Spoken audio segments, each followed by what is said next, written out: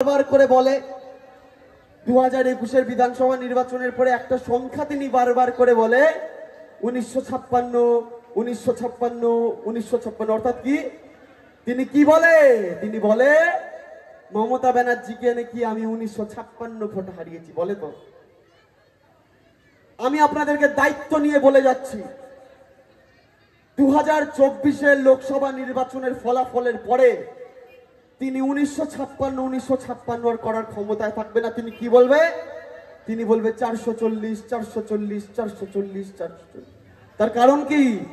তার কারণ আমরা কি 440টা ভোটে জিতবো না, আমরা কয়েক লক্ষ ভোটে জিতবো।